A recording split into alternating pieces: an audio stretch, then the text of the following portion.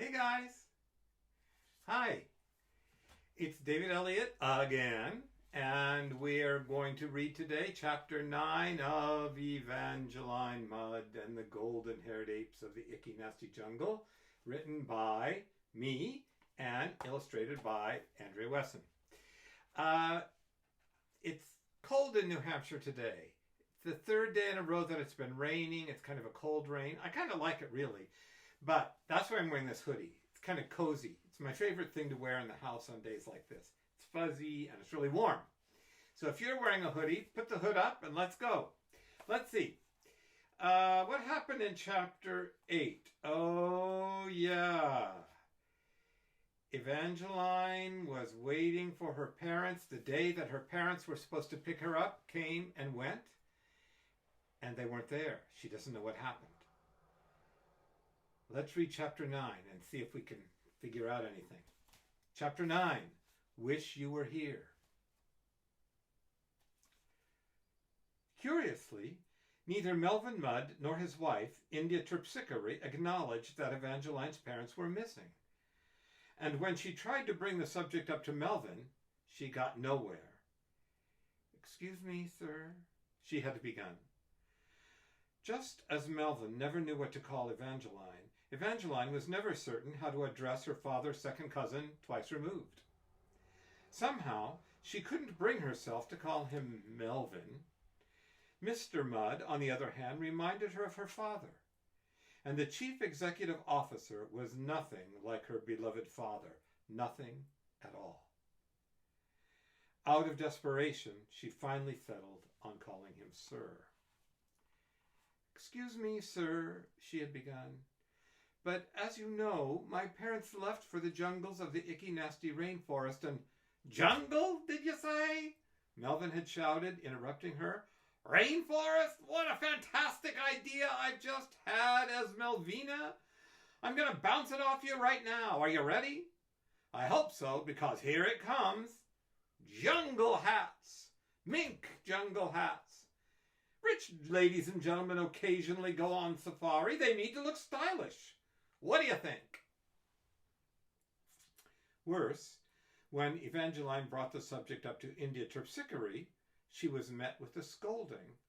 "Oh, what are you so poopy-faced about?" the horrid woman had said. "Most girls your age would love to have a second cousin twice removed with a wife who was not letting herself go." Day after dreary day passed. Days turned to weeks, weeks turned to months. And still there was no sign of Meriwether or Magdalena. Evangeline was beside herself with grief and worry. Where could they be? She thought over and over. Where could they be? But as upset as she was, she also tried to remember everything her parents had taught her. When a golden hare is in a situation it cannot do anything about, they had often said, it walks away and does something else. You see, darling, it knows that eventually the first situation will take care of itself in one way or another.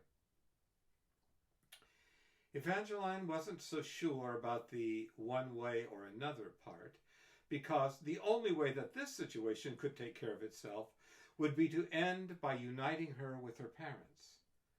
But because it was not her nature to dwell on such things, she did what she could to follow her parents' advice and get busy with the something elses. The first something else she did was to write a letter to Dr. Aphrodite Pickaflea. Here is what the letter said. Dear Dr. Pickaflea, my name is Evangeline Mudd. My mother and father haven't returned from Icky Nasty, and I am worried sick. We've got to do something. Please help me find my parents. Sincerely, Evangeline Mudd. P.S. I am staying at Mudd's Manor with my father's second cousin, twice removed, and his wife. P.P.S. It isn't fun. Every day after mailing the letter, Evangeline ran to meet the letter carrier to see if a reply had come. But every day it was the same.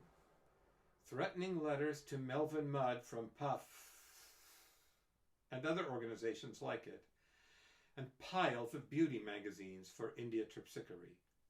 "You should read these, Evangeline," the ballerina once said to the girl. "You look to me like you're letting yourself go."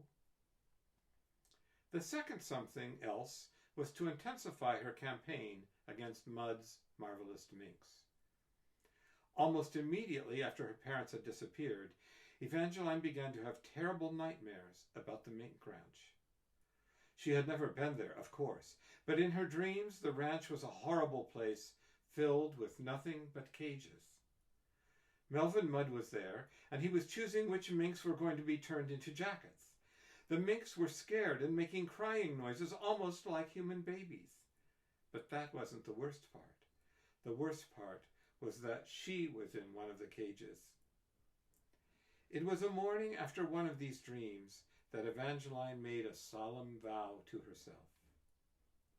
"One day, I'll help those minks at Melvin's ranch," she whispered to herself. "I don't know how, and I don't know when, but I will." In the meantime, she began to encourage her father's second cousin, twice removed, to bounce ideas off her so that she could report them to the animal nuts. Though Evangeline was doing what she could to keep her spirits up, the months at Mudd's Manor were lonelier than what any child, or adult either, should have to put up with. Evangeline's 10th birthday came and went without a single candle. Her one source of comfort at Mudd's Manor was contained in a little wooden box that she kept by her bedside table. It was a postcard. A postcard she had received from her parents her 6th day at Mudd's Manor. It had been sent from Bababun, a village on the outskirts of the Icky-Nasty jungle and the last place her parents had been seen. "Dear Evangeline," the postcard said, "we love you. Wish you were here. See you soon. Mary and Magdalena." Every morning just after she woke up, and every night just before she went to bed, Evangeline would remove the postcard from its box. The picture side of the postcard showed a mother and father golden hair with their new baby. On the back of the postcard, almost illegible from tear stains and finger smudges, was the short message her parents had written. At the top, almost completely covered by a stamp, was a cartoon face of a golden hair drawn in ink by Magdalena. Now, if it had been you or I reading that postcard, our hearts might have broken. But Evangeline wasn't you, and she wasn't me. She was herself. And to be yourself is a very powerful thing. In fact, it just might be the most powerful thing a person can be. So instead of Evangeline's heart breaking every time she read the postcard, her heart grew stronger. "I was happy once," she would tell herself, "and I'll be happy again.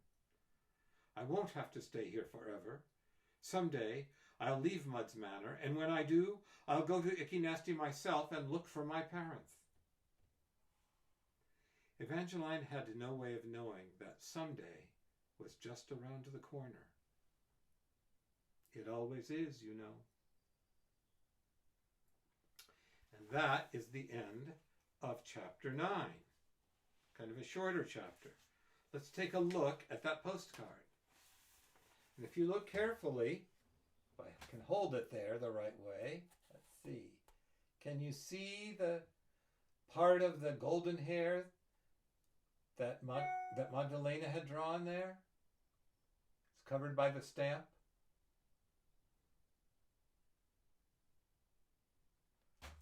I like getting postcards. Do you? Have you ever gotten one? Hey, maybe this would be a day you could write a postcard to a friend of yours. You could leave a short note there, maybe a joke, maybe tell them a joke on the postcard.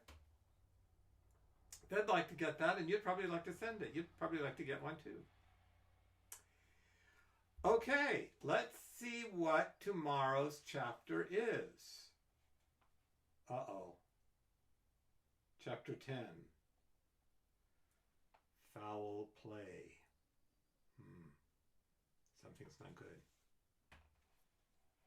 Okay, guys. I will see you tomorrow. In the meantime, do something nice for someone today.